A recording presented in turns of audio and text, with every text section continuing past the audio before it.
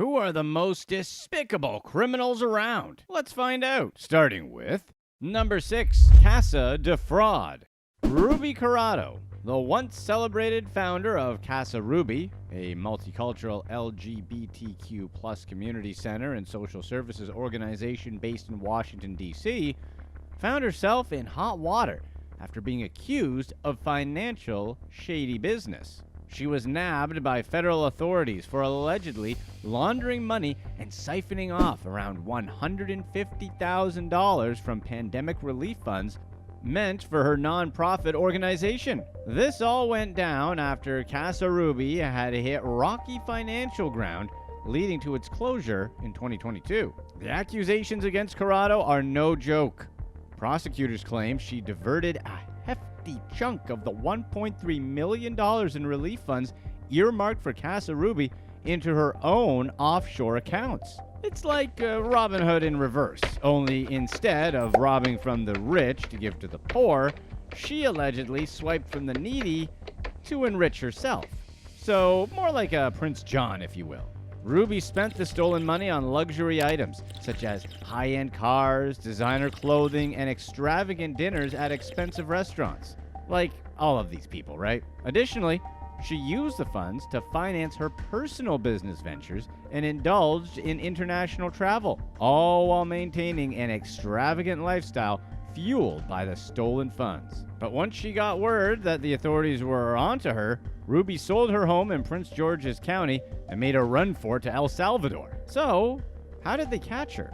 Well, it seems Ruby made an unexpected return to the U.S. after skipping town when the financial irregularities were revealed. It's not really clear why she came back, but she did and was promptly arrested at a hotel in Laurel, Maryland, which is a small suburban town between Baltimore and D.C. The FBI and the D.C. Office of the Inspector General were on her tail, and they weren't letting her slip away again. Now, Corado is facing a laundry list of charges, including bank fraud, wire fraud, and failure to report foreign bank accounts. It sounds like she won't be living her best life anytime soon. As of this video, she's cooling her heels in federal custody until a detention hearing on Friday. Not exactly the sunny beach vacation she might have had in mind. The Casa Ruby saga has left many in the LGBTQ+ community feeling betrayed and disillusioned. Corado named the relief fund Casa Ruby, but it looks like she was actually referring to her own Casa Ruby. And instead of helping people, it seems she was helping herself. And now, it looks like the new Casa Ruby will be the Casa Federal Facility, complete with all the amenities she deserves. Number 5. The Rock Doc.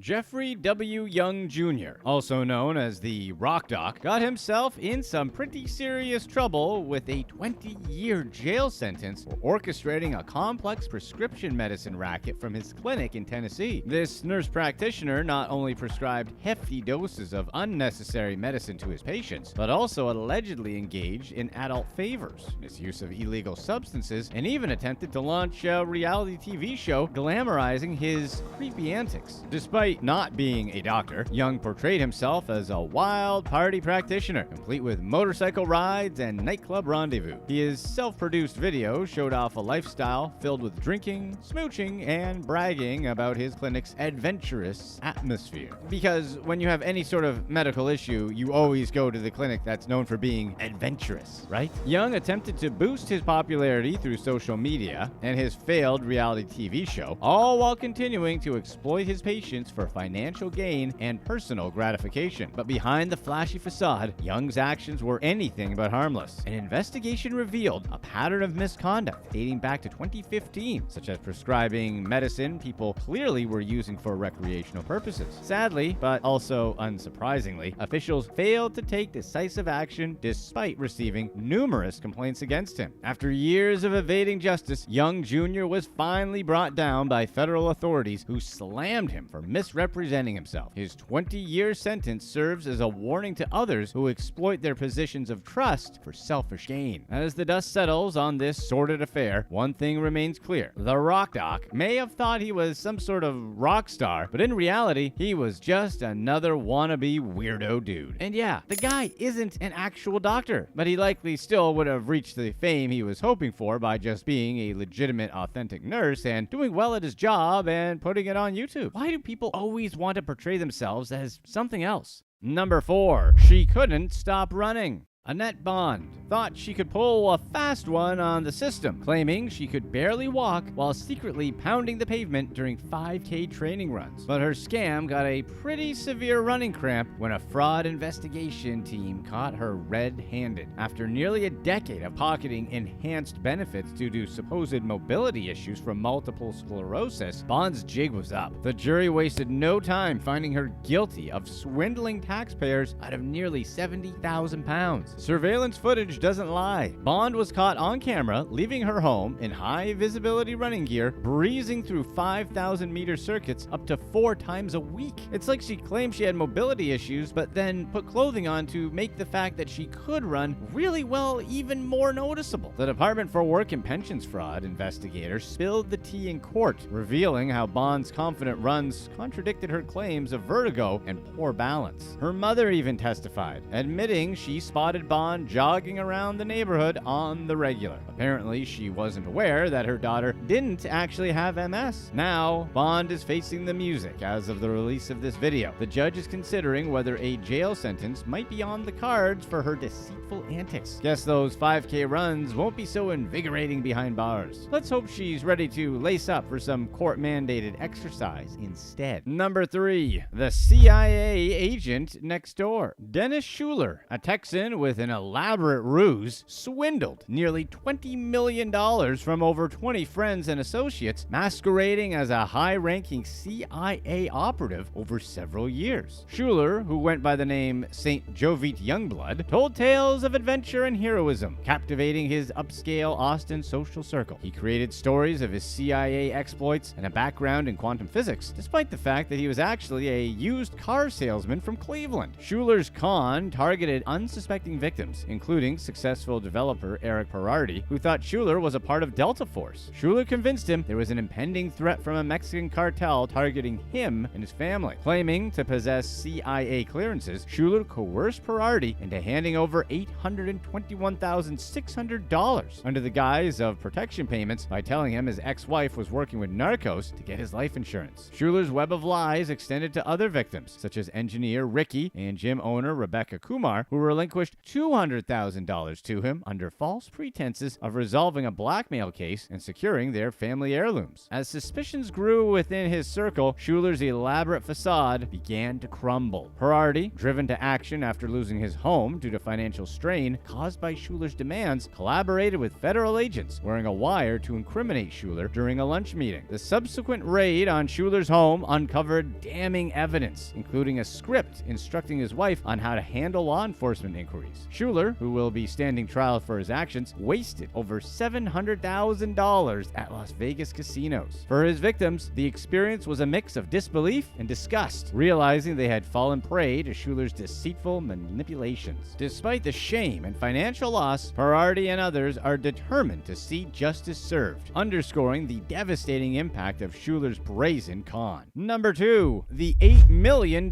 shell game. David Ostrov, the former finance director of a prestigious Long Island private school, found himself at the center of a shocking scandal when he was sentenced up to 25 years in prison for embezzling over $8 million from the school's coffers. Ostrov, 52, had spent a decade as the CFO of the Schechter School of Long Island, a prestigious private school, where he misused his position of trust to orchestrate an elaborate scheme that siphoned millions of dollars into his personal accounts through shell corporations. During his tenure, Ostrov lived a life of luxury, using the stolen money to finance a lavish lifestyle. He indulged in extravagant purchases, including acquiring 5 opulent beach houses in the desirable Ocean Beach area of Fire Island. These properties, worth millions collectively, provided Ostrov with not only a place to escape, but also lucrative rental income, further fueling his illicit activities. In addition to his real estate investments, Ostrov splurged on high-end vehicles, such as a classic 1965 Ford Mustang, along with a Lincoln Aviator's SUV and a Mercedes-Benz. His penchant for luxury extended beyond automobiles, as he also amassed collections of sports memorabilia, further enhancing his opulent lifestyle. Ostrov attempted to cover his tracks by using shell corporations to siphon millions from the school's coffers. He also set up a PayPal account in the school's name to hide the funds and deposited the stolen money into it. Additionally, he falsified expense reports at the school to illegally collect about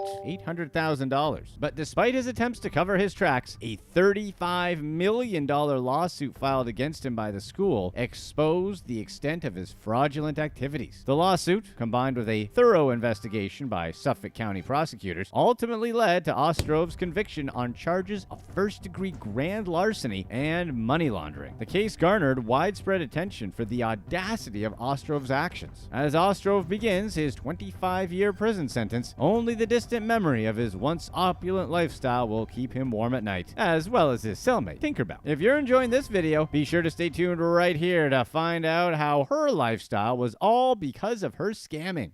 Number 1. Taking advantage.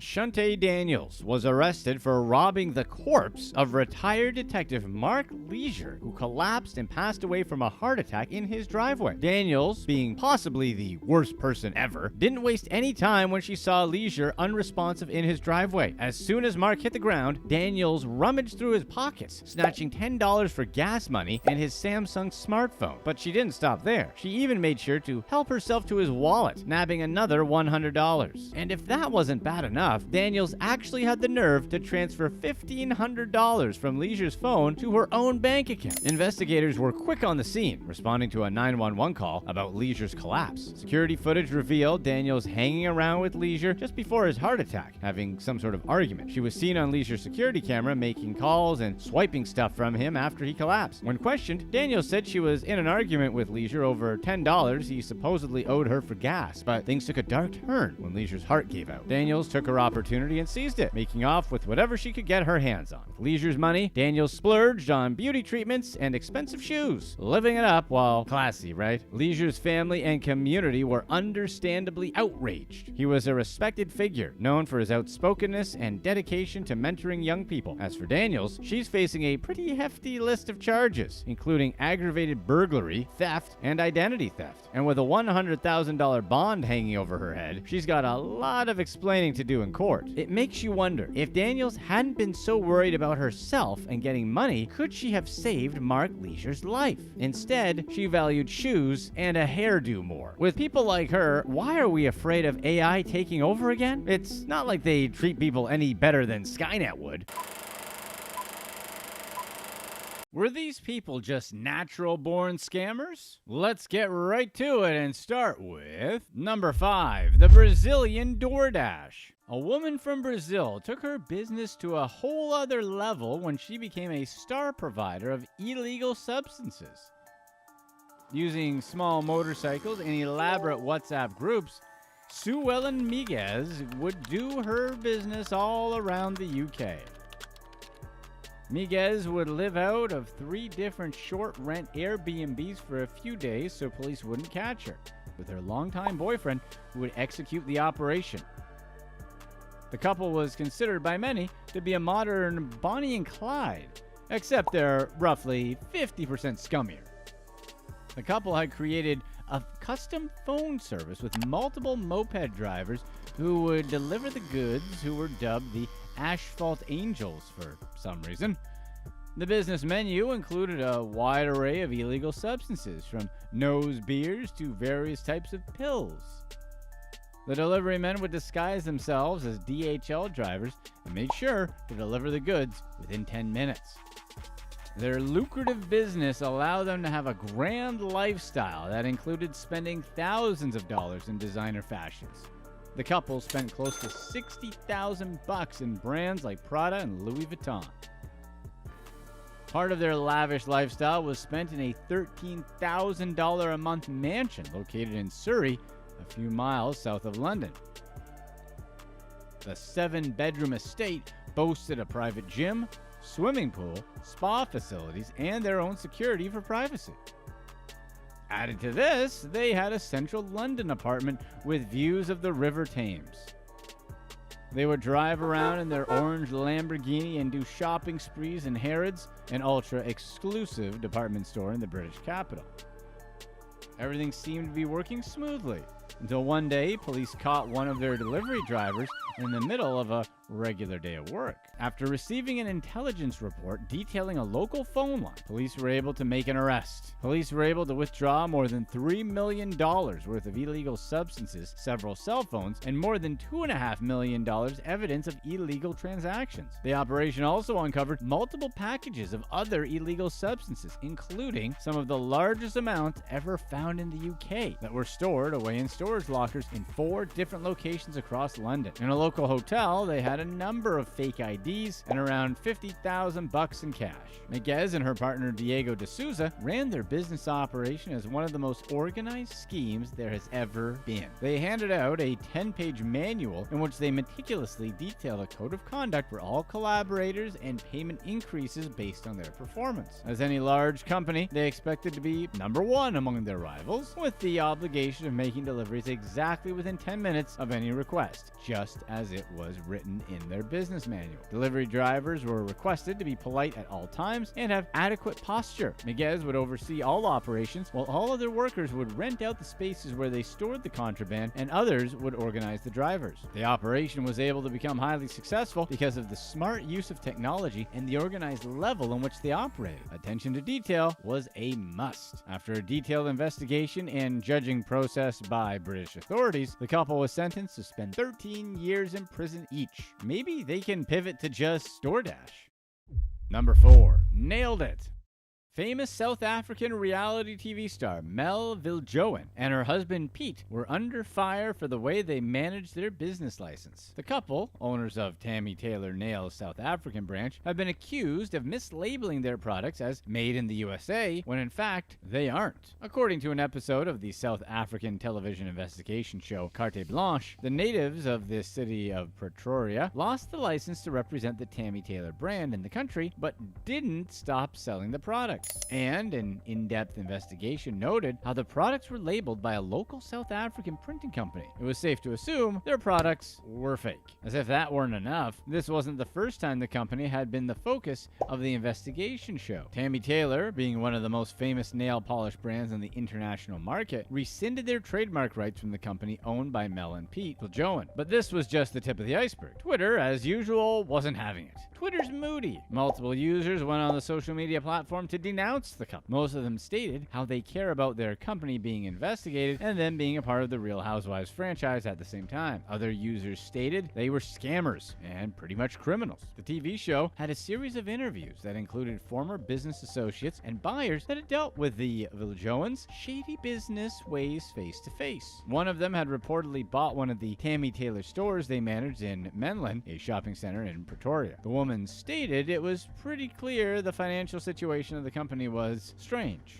The unnamed woman said that Tammy Taylor head offices never handed her access to their bank account where all the money was going to be deposited. So, for 6 weeks, every single earning the store had was never in her reach. But by contract, she was expected to pay all the expenses herself from the date the contract stipulated. Added to this, because of contract dates, the Viljoens handed her a demand for almost $28,000 for rent for the months of delay. The Viljoens weren't going to stay quiet. An online media outlet interviewed them, and Pete had a lot to say. They were allegedly going to sue Carte Blanche for a sum close to $110,000 for defamation of character. However, some leaked voicemails from Pete state how their business scam worked. They would hand their potential client agreements, which included a no refund clause they themselves said was for dumb people.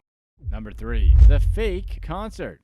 Two women were said to organize a benefit concert for Sandy Hook Promise, a charity founded by family members of the 2012 shooting. Nancy Jean and Carissa Scott presented themselves as booking agents for an event that would feature stars like Bruno Mars and Justin Timberlake. For the show, which was slated to happen in San Antonio, Texas, the women had already managed to score a couple of investors. They told the investors that in order to book both Timberlake and Mars, they would need a combined $1.4 million.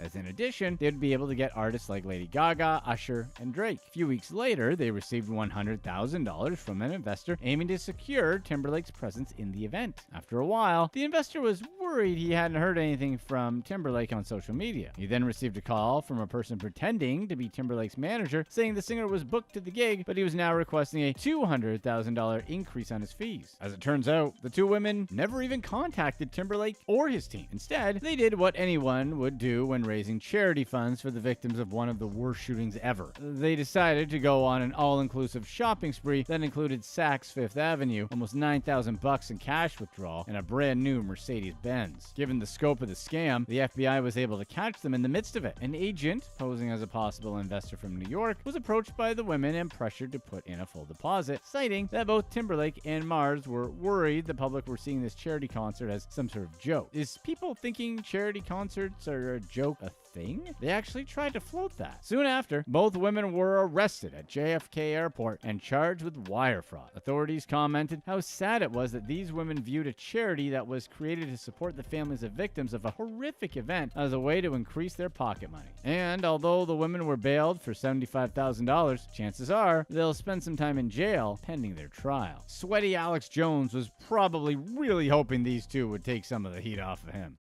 Number 2. Prison Boss. While in jail, a man in Nigeria saw an opportunity, and he made a lot of money with it. Hope Olusegun Arok, who was serving a 24-year sentence at a maximum security prison in the African country, was able to create an elaborate scheme that included multiple collaborators and earned him a whopping $1 million.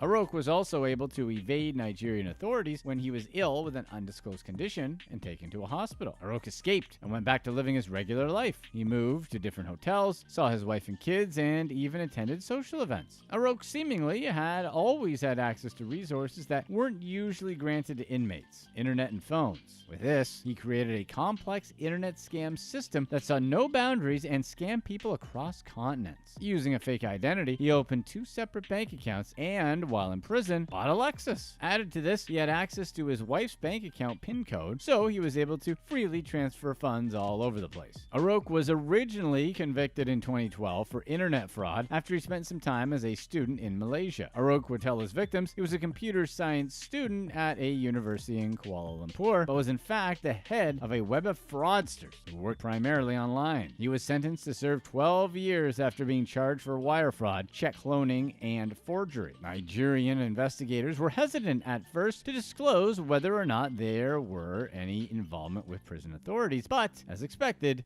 there was. At least 3 officials from Kirikiri prison, where Arok was serving time, were arrested for a direct involvement in helping him run his in-house scam. They were linked with having helped him escape prison and roam around the city freely while still technically serving time. Arok had allegedly received a referral letter from the man in charge of the prison's medical facility to go to a hospital and then escape. Number 1. Africa's #1 car dealer. Adesua Renee Ogiozi became a prominent businesswoman when she opened her own car dealership. The Nigerian native said her business came to be due to an unforeseen situation. Her cars were stolen while she was living in Dallas, Texas. The vehicle was later found, but the situation pushed her to establish her own company, Adesua Motors International. According to her, the company has become the #1 car broker in all of Africa. Through her business endeavors, Adesua has obtained multiple awards, including the Nigerian Women Achievers Award, Business Entrepreneur of the Year 2018, Heritage Award Business Executive of the Year 2019, and many more. Her company has reportedly sold over 3,000 cars throughout Africa, with many celebrities and famous musicians being some of her top clients. But Adesua's success came with a price. After an investigation, the FBI charged Adesua for a fraud where the auto dealer allegedly stole millions of dollars. Added to this, she was charged for an alleged romance scam for the value of $560,000.